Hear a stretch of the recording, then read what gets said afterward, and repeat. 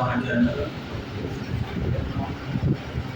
الحمد لله وحده والصلاة والسلام على عباده الذين اصطفى. أما بعد. محترم مصلیان کرام، آج انشاءاللہ قرآن حکیم کے 9ویں پارے کا مختصر سا خلاصہ پیش کیا جائے گا۔ اس پارے کے شروع میں اللہ رب العالمین نے قوم شعیب کا تذکرہ کیا۔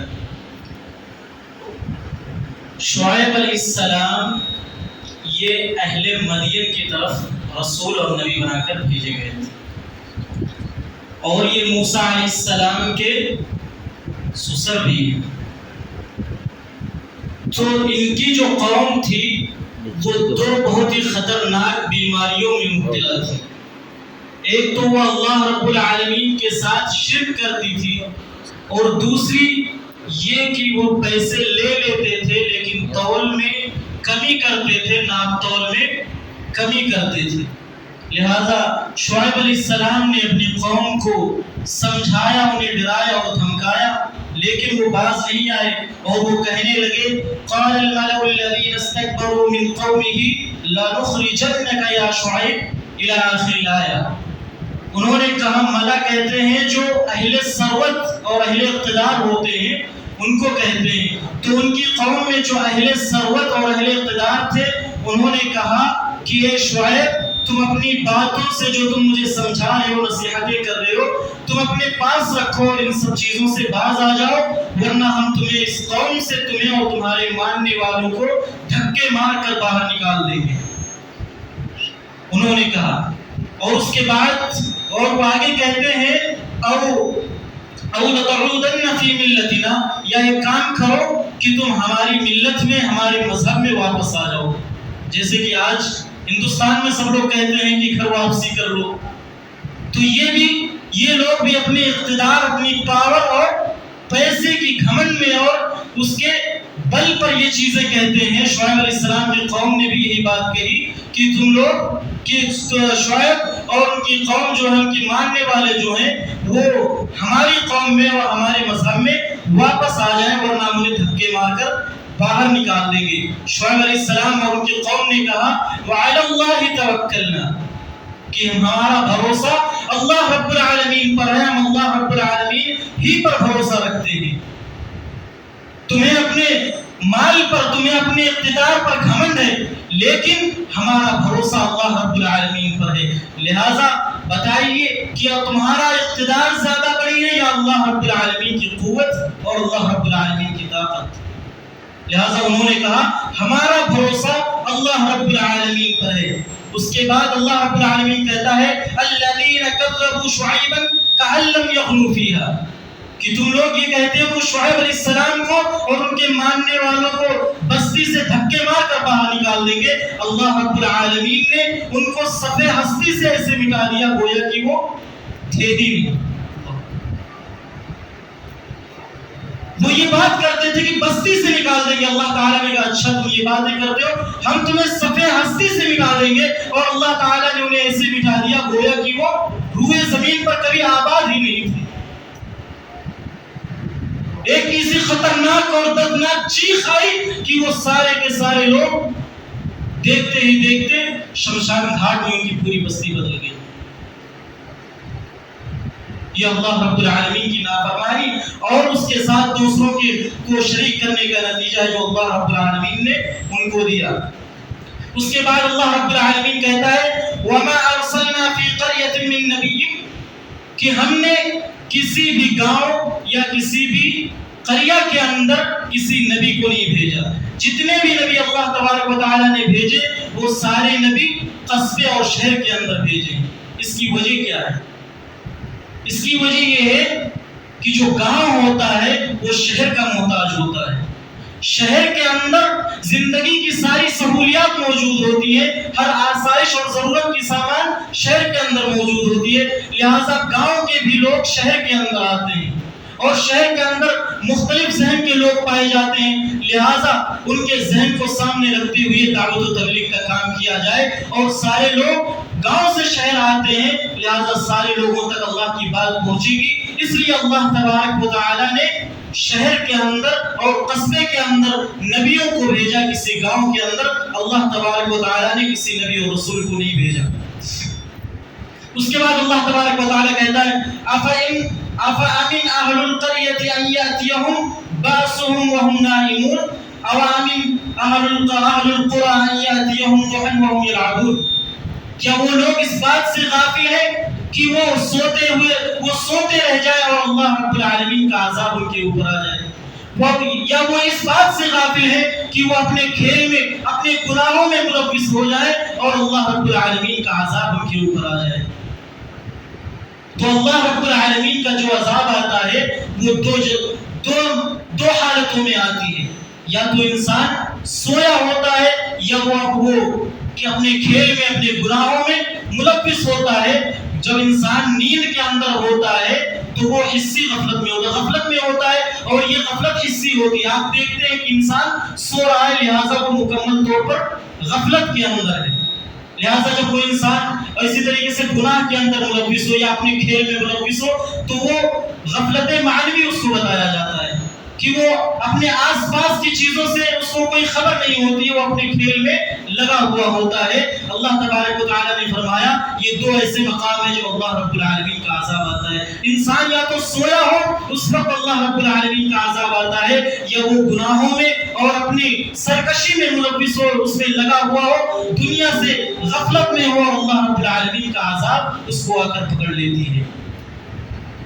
اس کے بعد اللہ رب العالمین نے موسیٰ علیہ السلام کا تذکرہ کیا کہ موسیٰ علیہ السلام جب نبی بنائے گئے وہ فرعون کے پاس آئے اور کہا کہ میں اللہ رب العالمین کا رسول ہوں، تو اس نے کہا کہ تم کوئی نشانی لے کر آؤ، اور اس کو یہ بات پہلے سے معلوم تھی، اس کو بتایا جا چکا تھا کہ ایک ایسا لڑکا، ایک ایسا بچہ پیدا ہونے والا جو مستقبل میں چل کر تمہارے تخت کو، تمہارے اقتدار کو تباہ و برباد کر دے گا۔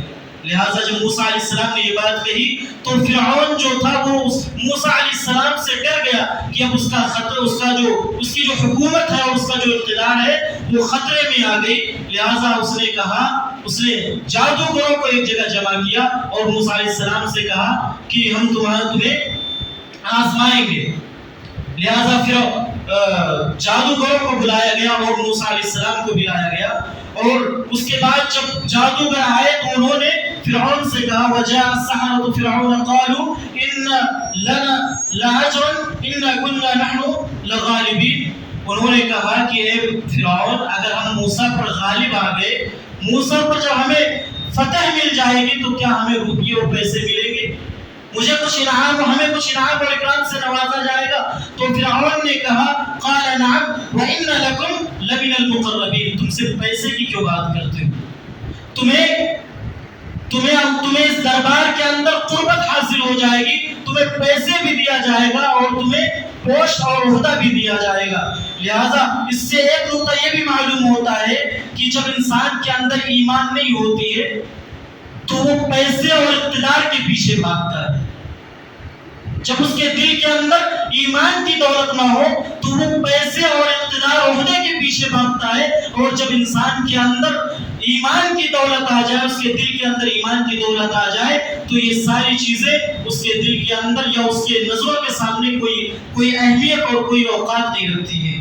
اس سے ایک نقطہ اور یہ بھی نکلتا ہے کہ جب کوئی ظالم بادشاہ ہو تو اس کے جو مشیر ہوتے ہیں وہ بھی گمراہ ہوتے ہیں، اور آج اگر دیکھا جائے تو ظالم جتنے بھی بادشاہ ہیں، جتنے بھی حکمراں ہیں اس وطن عزیز کے اندر بھی دیکھ لیا جائے تو ان کے جو مشیر ہوتے ہیں وہ سارے کے سارے گمراہ ہوتے ہیں، اور جب کسی ظالم بادشاہ کے جو مشیر ہو وہ گمراہ ہو جائے تو سمجھ لیجیے اس ملک کا کام تمام ہونے والا ہے، وہ ملک ہلاکت و بربادی کے دہانے پر جا کھڑا ہے۔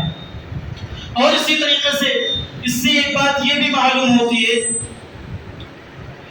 کہ داعی کے لیے ایک نقطہ یہ معلوم ہوتا ہے، جو دعوت و تبلیغ کا کام کرتے ہیں ان کے لیے ایک نقطہ یہ معلوم ہوتا ہے کہ اگر وہ پیسے کے لیے دعوت و تبلیغ کا کام کرتے ہیں تو سمجھ لیجئے کہ وہ داعی ضلالت ہے، وہ گمراہی کی طرف دعوت دیتے ہیں۔ لیکن اگر پیسہ ان کے پیش نظر نہیں ہے تو وہ داعی ہدایت کی طرف دعوت دیتے ہیں۔ اسی طریقے سے جب مقابلہ شروع ہوا تو جادوگروں نے موسیٰ علیہ السلام سے کہا کہ تم پہلے اپنے جادو کو اپنا وہ دکھاؤ گے یا ہم پہلے اپنا جادو دکھائیں؟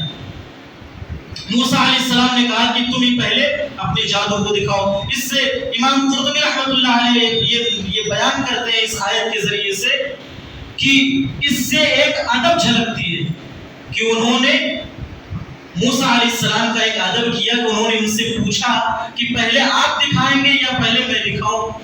اس سے ایک ادب جھلکتی ہے۔ اس سے یہ بیان کرتے ہیں کہ اللہ رب العالمین نے ان کے اس ادنا سے ادب کے نتیجے میں اللہ رب العالمین نے سارے جادوگروں کو ہدایت دے دی۔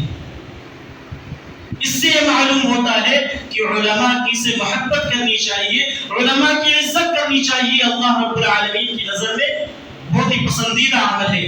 لہذا جب جادوگروں نے اپنا رسی پھینکا اور وہ سب صاف میں بدل گئے، موسیٰ علیہ السلام دیکھ کر ڈر گئے، تو اللہ تبارک و تعالیٰ نے ان کی ہمت افزائی کی اور کہا کہ تمہارے پاس تو لاٹھی ہے، عصا ہے، جو کہ تمہارا پتھر پر مار دو تو 12 چشمے نکل پڑتے ہیں، تم یہاں پر بھی ڈالو اور اس کے بعد اس کا کمال دیکھو۔ موسیٰ علیہ السلام لاٹھی ڈالتے ہیں زمین پر اور وہ عصا کی شکل میں تبدیل ہو جاتا ہے اور سارے جادوگروں کے جتنے بھی جادو تھے ان سب کو نگل جاتا ہے۔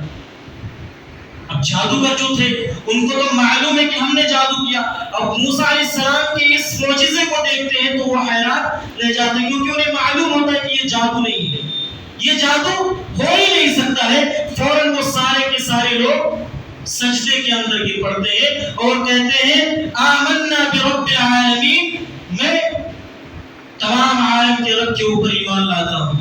اب یہاں پر بھی فرعون جو تھا وہ اپنے آپ کو انا ربکم الاعلی کہتا تھا کہ میں سب سے بڑا رب ہوں، لہٰذا اس کو یقین دلانے کے لیے کہ میں حقیقی رب پر ایمان لے کر آیا ہوں، انہوں نے آگے کہا آمنا برب موسیٰ و ہارون، کہ میں موسیٰ اور ہارون کے رب پر ایمان لے کر آتا ہوں۔ یہاں پر موسیٰ اور ہارون کا پہلے موسیٰ علیہ السلام کا تذکرہ کیا گیا، بعد میں ہارون کا۔ سورہ طٰہٰ کے اندر پہلے ہارون علیہ السلام کا تذکرہ ہے، بعد میں موسیٰ علیہ السلام کا تذکرہ ہے۔ اس سے مفسرین یہ بیان کرتے ہیں کہ یہاں پر جادوگروں نے موسیٰ علیہ السلام کے علم کی بنیاد پر ان کو فوقیت دی ہے۔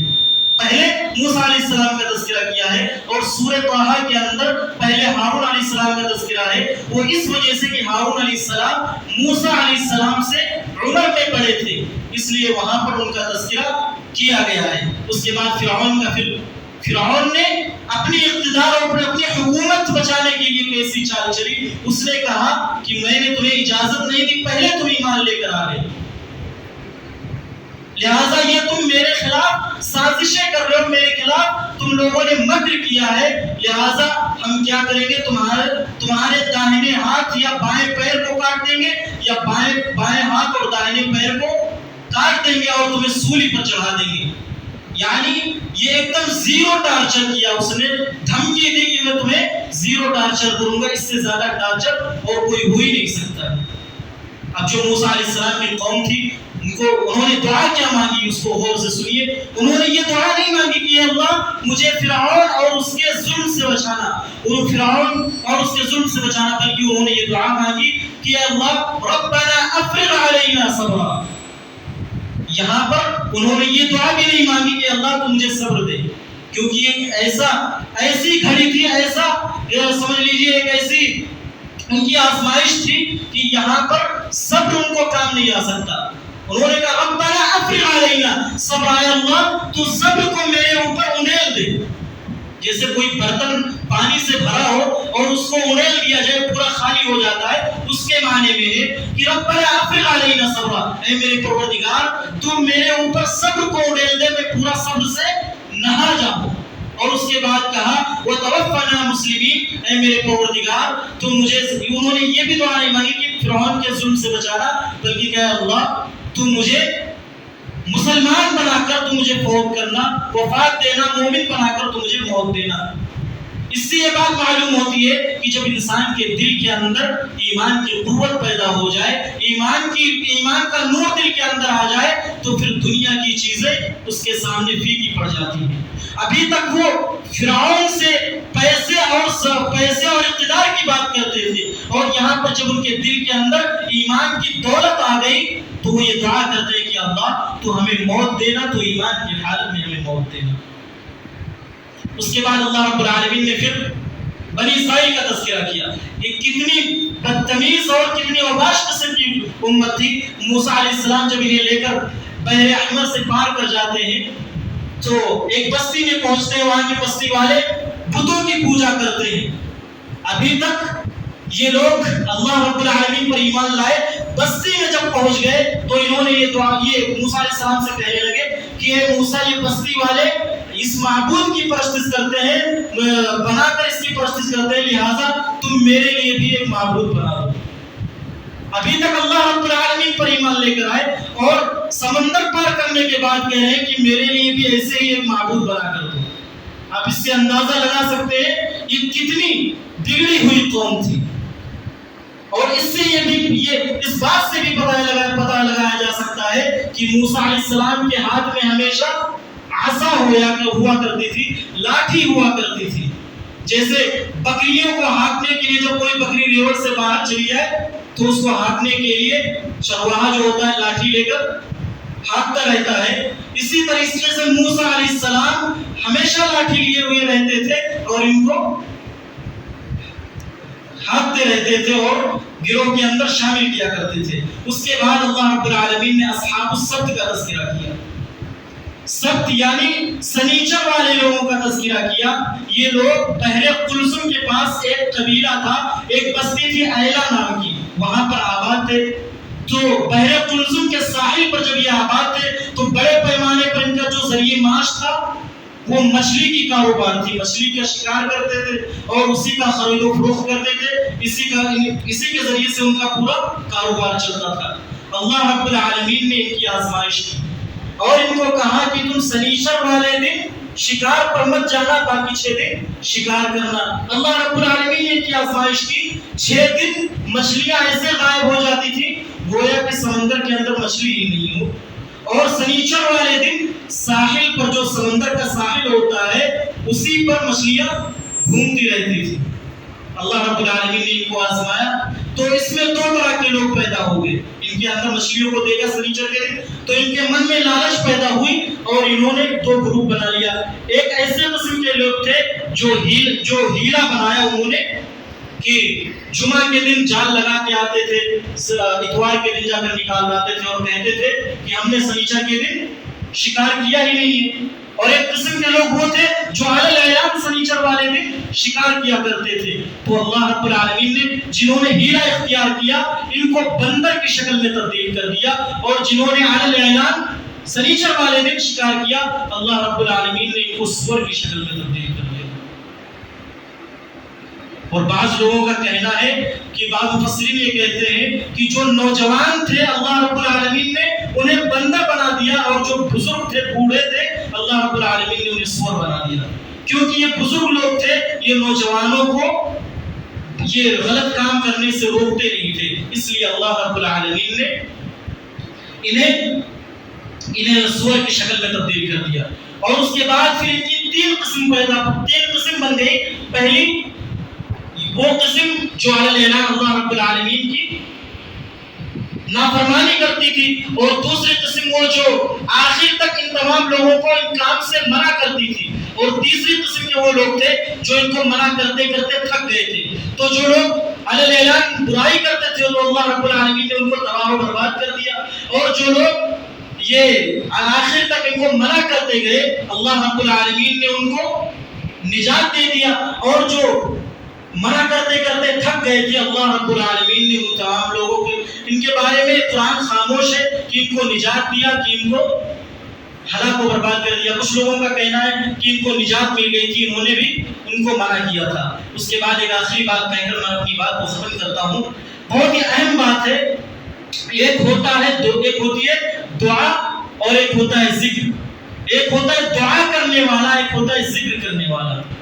تو دعا اور ذکر کے اندر جو چیز خاص ہے وہ ہے تضرع، گڑ گڑاہٹ کی۔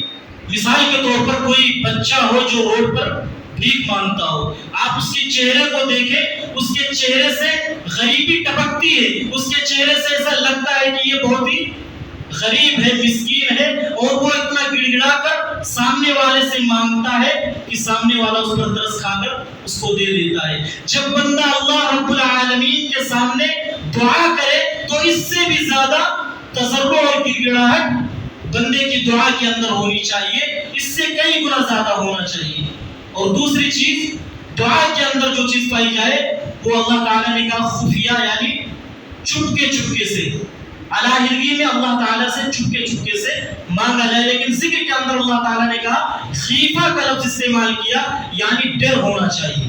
مثال کے طور پر آج کل بہت سارے ڈھونگی لوگ جو ہوتے ہیں ہاتھ میں تسبیح لے لیے اور وہ ذکر کرتے ہیں اور لوگوں سے باتیں کرتے رہتے ہیں، ہاتھ چلتی رہتی ہے اور لوگوں سے باتیں کرتے رہتے ہیں، تو یہ ذکر نہیں ہوتا ہے، کیونکہ ذکر کے اندر خوف پایا جانا چاہیے، ڈر پایا جانا چاہیے۔ جب آپ دوسروں سے باتیں کر رہے ہیں تو خوف کہاں گیا؟ اللہ رب العالمین خوف نہیں پایا گیا۔ لہذا ہمیں آخر میں اللہ رب العالمین سے دعا کرتا ہوں کہ بار الہ ہمیں حق بات کہنے اور ہم سب کو سچی بات پر عمل کرنے کی توفیق عطا فرمائے۔ آمین وآخر دعوانا الحمدللہ رب العالمین۔ السلام علیکم ورحمۃ اللہ۔